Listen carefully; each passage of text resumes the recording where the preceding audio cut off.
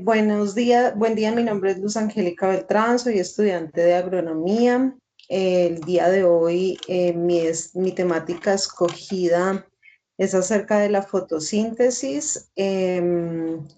La fotosíntesis es el proceso mediante el cual las plantas capturan luz solar y la transforman en energía para ellas y en oxígeno para los seres humanos.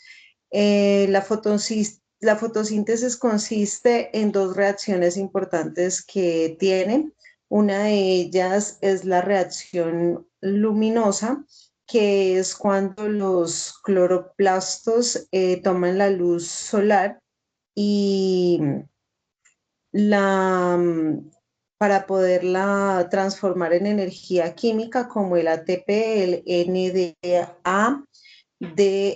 NADPH y para formar moléculas de oxígeno. Y en la fase o en el ciclo de Calvin, los átomos de carbono se incorporan a las moléculas orgánicas para transformar los azúcares, que son tres, que están estimulados por el ATP y que provienen de la fase lumínica para transformarlos en glucosa, que es la que finalmente va a empezar a nutrir a la planta.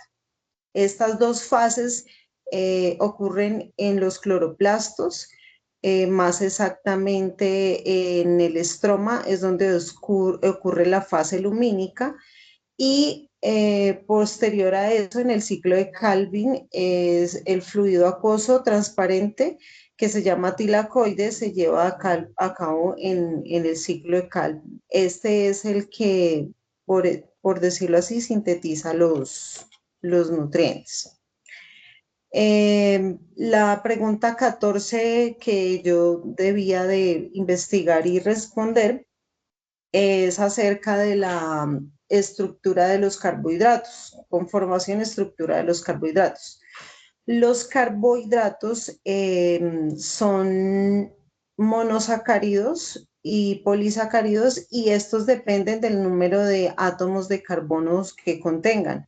Por ejemplo, en los monosacáridos están las triosas que tienen 3 carbonos, las pentosas que tienen 5 carbonos y las sellosas que tienen 6 carbonos. Por ejemplo, las triosas es un gliceraldehído y la pentosa es una ribosa, que es después de transformada, y la ellosas contienen 6 carbonos, que esta contiene glucosa, fructosa y galactosa. En los oligosacáridos, por ejemplo, la sacarosa contiene glucosa más fructosa. En los polisacáridos, por ejemplo, estos contienen como almidón que se convierte en celulosa. La estructura de los carbohidratos tienen aldehídos y cetonas, que esa es una característica de ellos. Aparte de eso, están clasificados en monosacáridos, disacáridos, olisacáridos, oligosacáridos y polisacáridos. ¿Sí? En la pregunta 15, la clasificación del almidón, la estructura del almidón es lineal o ligeramente ramificada. Está compuesta por unidades de glucosa que están unidos a enlaces de la A la 4 y una de ellas, la más importante del almidón, es la amilopectina. Esta es una estructura altamente ramificada y tiene propiedades funcionales. Por ejemplo, el almidón nativo se encuentra sin modificaciones y es extraído de fuentes naturales directamente. El almidón modificado es alterado químicamente y físicamente o enzimáticamente para mejorar sus propiedades. Y el almidón resistente no se puede digerir porque es altamente complejo para el intestino delgado. Por ejemplo, el almidón tiene varias características, ¿no? Uno de ellos es que es un producto de fotosíntesis, es una estructura de formas ramificadas y es el principal hidrato de carbono en la alimentación humana. por así decirlo, las partes principales del almidón que sirven para las personas, que son funciones principales, es, por ejemplo, la energía, la función cerebral, la fibra dietética y la reserva en plantas, que el almidón es la parte de reserva de energía en plantas. Luego tenemos la pregunta número 16, que es la función y conformación de la hemicelulosa. La hemicelulosa es un polímero vegetal. Este es el más abundante en la celulosa, forma parte de las paredes secundarias de la estructura del xilema y es un componente de la madera. ¿Por qué es tan importante? Está compuesto por 3 alcoholes y aparte de eso es un complejo aromático que existen muchos polímeros o en estructuras de lignina.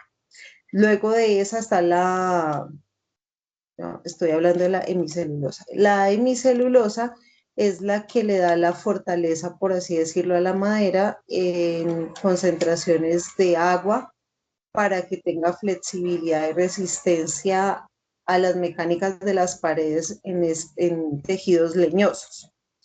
Y por último, voy a hablar de los azúcares reductores. Los azúcares reductores son esos azúcares que se utilizan para, mediante electrones, hacer donación a grupos aldehídos o cetonas. ¿Para qué se utilizan? Estos azúcares reductores principalmente son, por ejemplo, se utiliza mucho en la prueba de test de glucosa para medir el azúcar en sangre. Entonces, es el reactivo que llamamos o que hicimos en el laboratorio pasado, que fue el de... el de Benedict, que es un reductor donde se toma la glucosa en sangre. El de Fehling, perdón. Es la prueba de Fehling en la que se utiliza para detectar y cuantificar azúcares en sangre. Y tenemos la glucosa de otros azúcares que se utilizan para, por ejemplo, para reducir azúcares. Hay algunas que se utilizan para reducir, por ejemplo, azúcares en miel. Esa es toda mi exposición por el día de hoy. Le doy el paso a la siguiente compañera. Muchas gracias. Muchas gracias, compañera Angélica. Buenas noches, estimada tutora y compañeros. Mi nombre es Judy Andrea Beltrán Pinto. La temática que escogí para esta actividad es la temática 2, que corresponde a la respiración celular y la glucólisis. Bueno, en la cual decimos que la respiración celular es el proceso mediante el cual las células obtienen energía en forma de ATP a partir de la glucosa.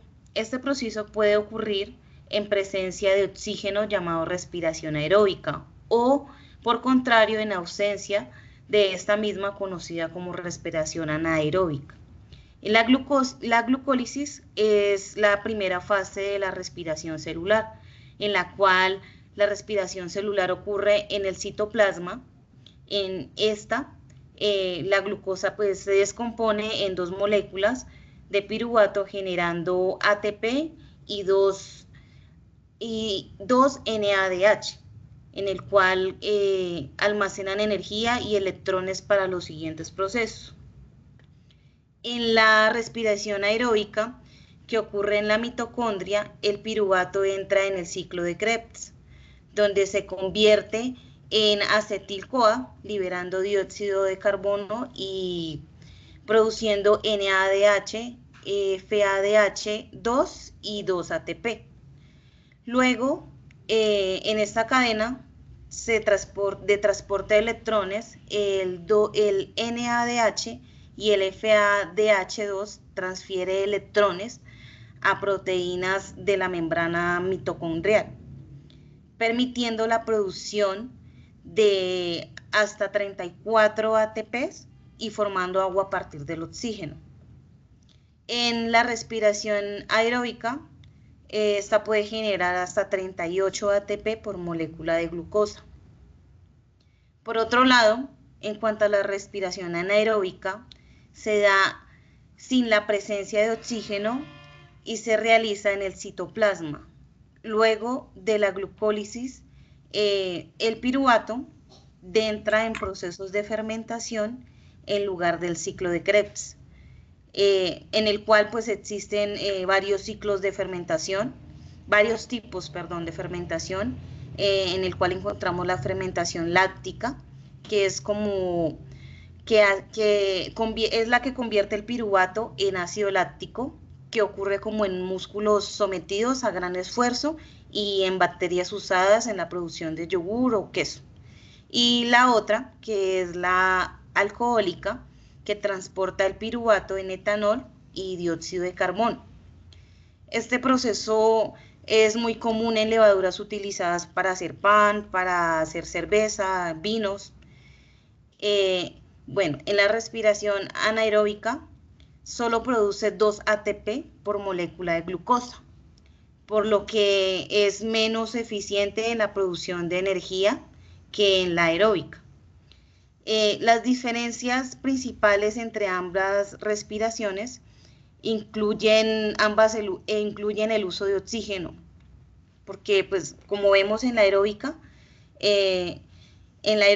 y su ausencia en la anaeróbica, y la localización en la mitocondria y en el citoplasma respectivamente, y en la cantidad del ATP producido siendo mucho mayor en la aeróbica que en la anaeróbica.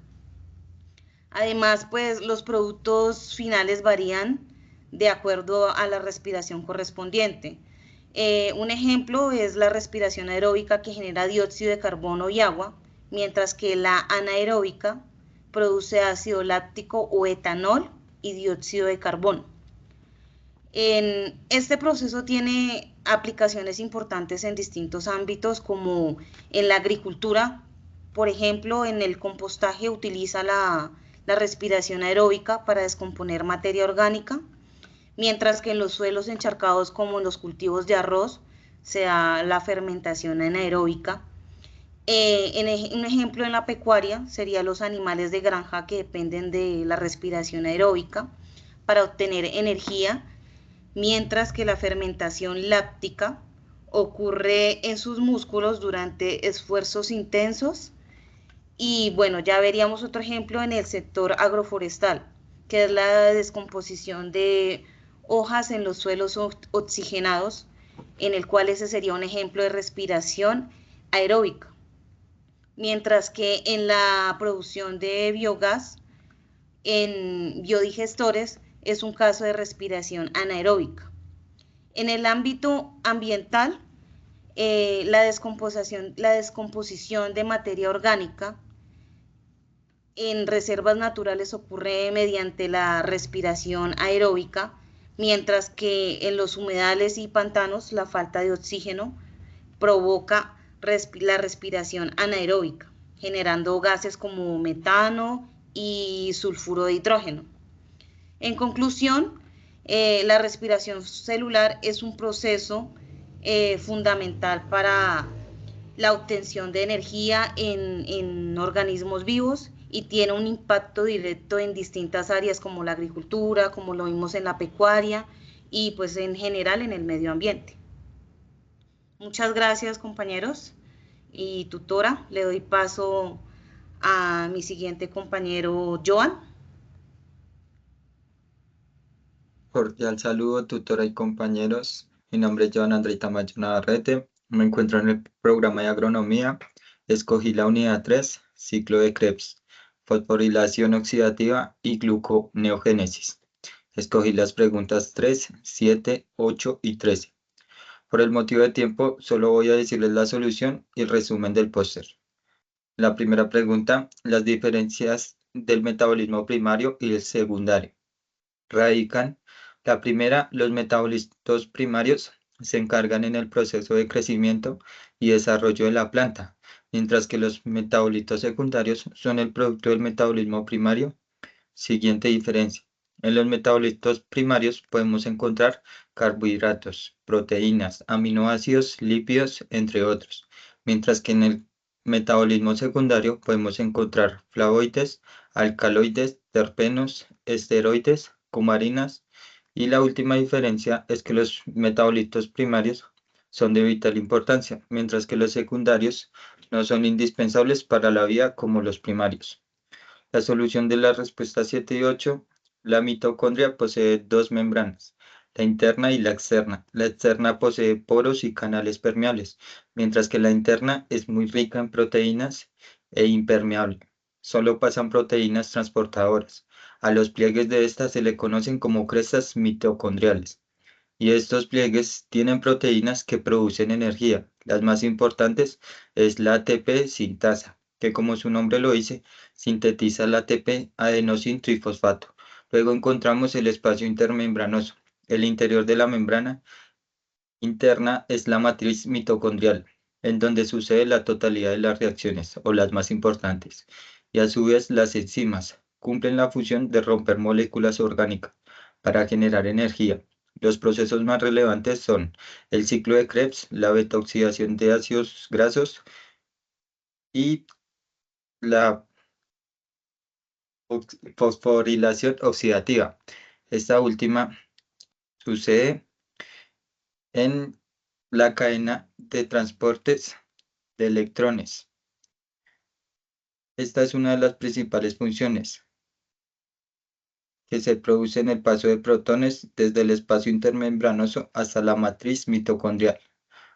Así formamos un ATP gracias a la enzima ATP sintasa. Al buscar el equilibrio electrónico, bombeamos los protones por medio de esta, donde fueron bombeados, aprovechando los electrones obtenidos, oxidando moléculas orgánicas.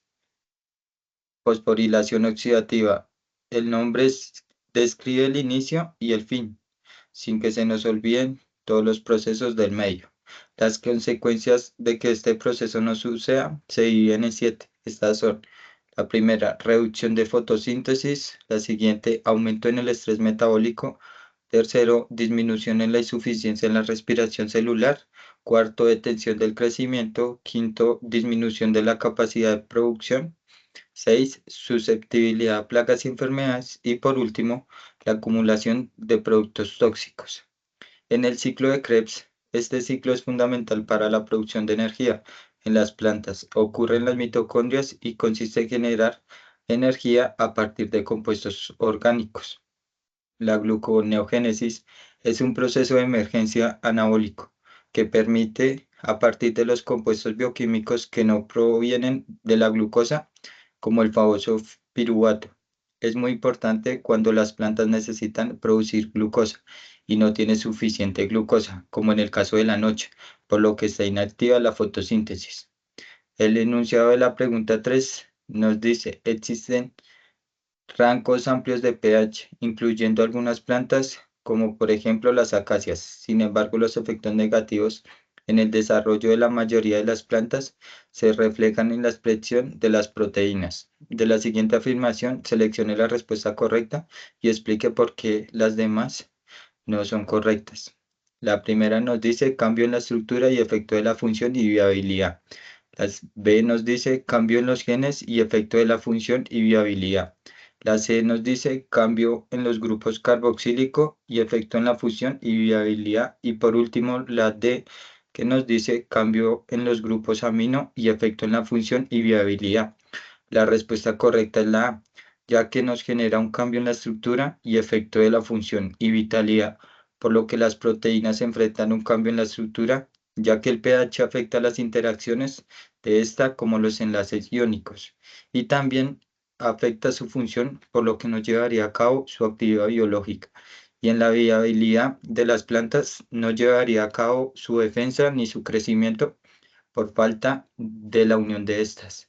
La respuesta B no altera los cambios en los genes, ya que solo altera la estructura, ya que el pH no afecta el material genético. En la respuesta C, alteraría todos los grupos funcionales, en particular, no solo en uno específico. La respuesta D es igual o relevante a la anterior, ya que afecta en general.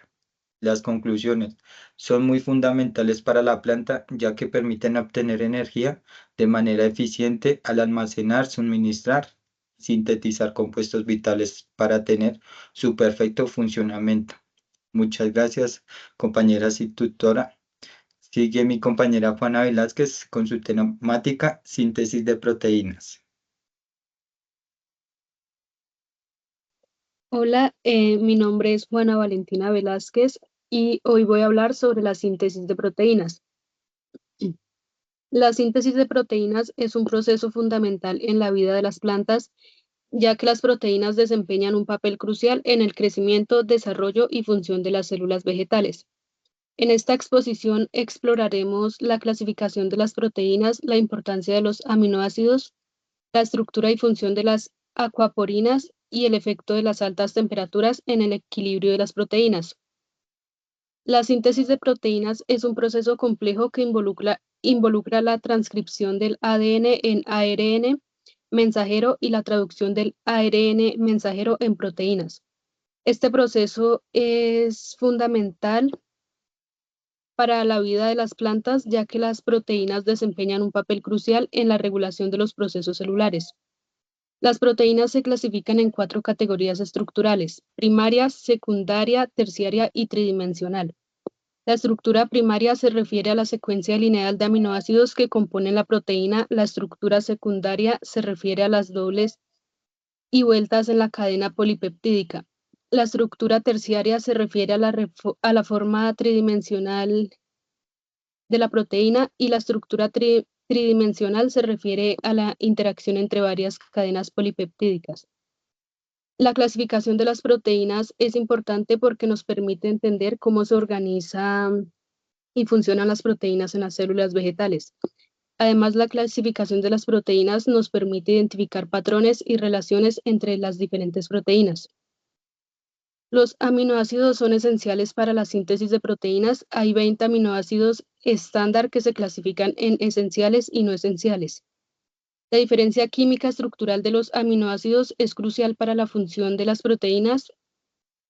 Los aminoácidos esenciales no pueden ser sintetizados por el organismo y deben ser obtenidos a través de la dieta. Los aminoácidos desempeñan un papel crucial en la regulación de los procesos celulares y son importantes para la síntesis de proteínas, ya que proporcionan los bloques de construcción para la formación de las proteínas. Las acuaporinas son proteínas que forman canales de agua en la membrana de las células vegetales. Estas proteínas permiten el paso de agua y algunos solutos a través de la membrana, lo que es esencial para el mantenimiento del equilibrio hídrico en las células. Las acuaporinas son fundamentales para la regulación del transporte de agua en las plantas y desempeñan un papel crucial en la regulación del crecimiento y desarrollo de las plantas. Además, son importantes para la respuesta de las plantas al estrés hídrico. Los efectos de las altas temperaturas en el equilibrio de las proteínas pueden afectar la estructura y función de las proteínas cuando las proteínas se exponen a altas temperaturas y pueden perder su estructura nativa y agregarse entre sí, lo que puede llevar a la precipitación de la proteína. Esto puede afectar la función y la estabilidad de la proteína. Las altas temperaturas también pueden afectar la síntesis de proteínas y la función de las proteínas en las células vegetales. Pueden afectar también la respuesta de las plantas al estrés ambiental. En conclusión, la síntesis de proteínas es un proceso fundamental en la vida de las plantas. La clasificación de las proteínas y la importancia de los aminoácidos, la estructura y función de las acuaporinas y el efecto de las altas temperaturas en el equilibrio son temas fundamentales para entender la biología de las proteínas en las plantas. Muchas gracias y le doy la palabra a mi compañera Luz Marina. Cordial saludo, mi nombre es Luz Marina Rey. El tema que me correspondió son síntesis de ácidos grasos. Los ácidos grasos son un proceso bioquímico que ocurre en las células de los seres vivos. En sus etapas está la iniciación, elongación, reducción y desaturación. Respecto a la primera pregunta que me correspondió, ahora va sobre la conceptualización de qué es metabolismo. El metabolismo es un conjunto de procesos químicos que ocurren dentro de las células de los seres vivos, como las plantas, los animales y nosotros los seres humanos, en donde se dan algunos procesos como lo son la fotosíntesis, digestión y síntesis de proteínas. El anabolismo es una etapa principal del metabolismo. Este es fundamental para el crecimiento y reparación de los tejidos del cuerpo para la producción de energía y síntesis de moléculas. En el catabolismo es muy importante para la producción de energía en el cuerpo y esta energía es liberada durante un proceso que se utiliza para realizar funciones como la contracción muscular, reparación de tejidos y síntesis de moléculas. Para la pregunta 18, era describir la conformación bioquímica de los ácidos grasos y describir algunos ejemplos de estos ácidos. Los ácidos grasos pues tienen una estructura que consiste en una cadena hidrocarbonada lineal o ramificada de átomos de carbono e hidrógeno. Posee un grupo carboxilo y un grupo metilo. Algunos de los ejemplos son el ácido palmítico, el ácido oleico, el aceite de cáñamo, el aceite de macadamia, el aceite de colza, semillas de calabaza, semillas de sésamo y aceite de avellana. La pregunta 19 nos hablaba sobre las principales funciones de los lípidos a nivel celular y integración de los lípidos en las células. Algunas funciones estructurales de los lípidos entonces son los fosfolípidos, que son los componentes principales de las membranas de las células, como para el mantenimiento de la integridad celular. Funciones energéticas, como los triglicéridos, que son fuente de energía reservada, como los triglicéridos. Funciones de señalización, fosfolípidos y esteroides actúan como moléculas de señalización. De transporte, sustancias por medio de los lipoproteínas, como los triglicéridos y las vitaminas, para pues, la absorción de nutrientes. Y funciones de regulación, como lo son el crecimiento y desarrollo y regulación pues, de la inflamación. Para la pregunta 20, ¿qué estructuras vegetales cuentan con mayor proporción de lípidos? Y pues 5 ejemplos de plantas con referencia a los lípidos y su estructura química. Entonces, pues en las estructuras vegetales todo depende de los factores como la variedad, el clima, el suelo y pues la madurez. Algunos ejemplos pues son las semillas, los frutos secos, las aceitunas, las pitayas y el cacao. Muchísimas gracias.